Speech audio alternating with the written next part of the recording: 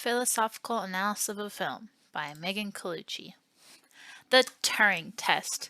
So, altogether, in the movie Ex Machina, compared to Alan Turing's test setup, there are a bunch of different approaches for each Turing test that was shown. From Alan Turing's test, it was more of like a closed off approach to someone trying to figure out if AI is in the room with the other person or if they are capable of blending in, compared to Nathan's in the movie, which was more of a one-on-one interrogation kind of style with Caleb and Ava talking to each other and him coming to conclusion if she was capable of having a conscious mind of her own. Basically, the same idea was going on, but I feel like it was more of a better connection to communicate with Ava and Caleb compared to Alan Turing's test.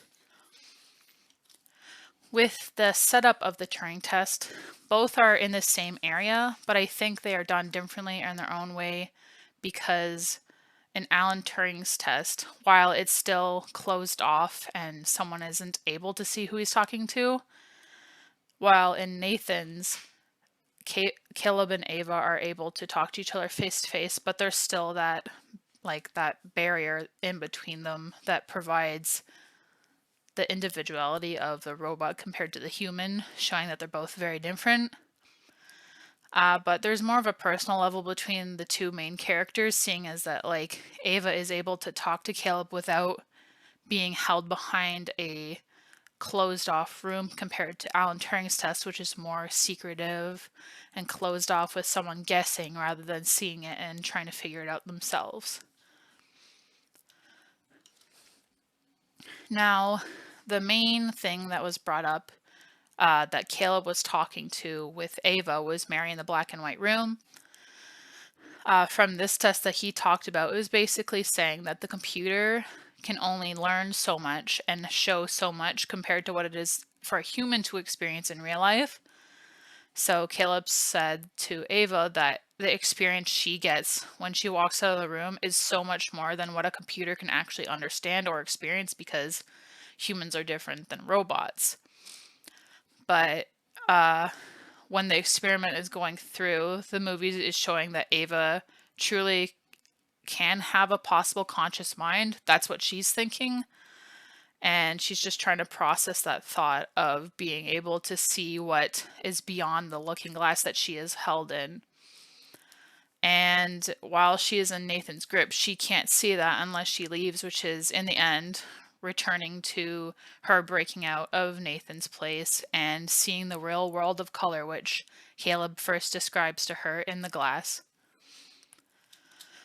Now, the real test in the movies are, I find, extremely different. One can prove that Ava's got the consciousness, and other test with Alan is to show that AIs can blend in without someone even knowing.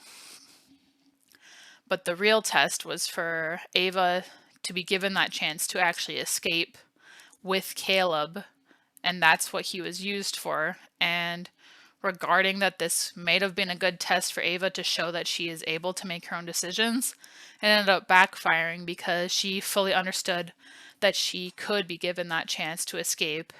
And she did get that chance because he underestimated the amount of things that she was able to answer and figure out on her own, which led to Nathan dying and her escaping into the real world.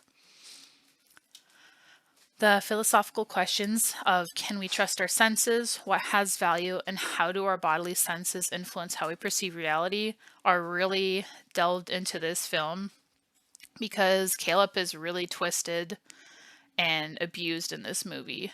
It shows how easily he's manipulated by both parties, from both Ava and Nathan, twisting Caleb to feel unsure about the questions and choices he's making.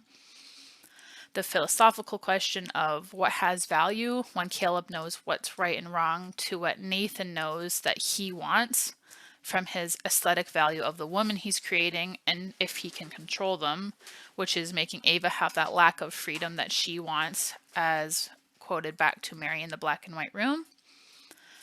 And how the bodily senses in this movie were perceived as reality. Now, this is when Caleb thought that he was possibly an AI and he started questioning himself in the mirror and almost hurting himself to the point where he did cut himself as proof to show that he was human. But overall, the whole summary is that there's so many references of philosophy in here that are included, from Nathan playing God to figuring out if AI is capable of having this conscious decision. And the movie really does test your ability to realize that there's so much in science and fiction and philosophy that we have so much to understand from it.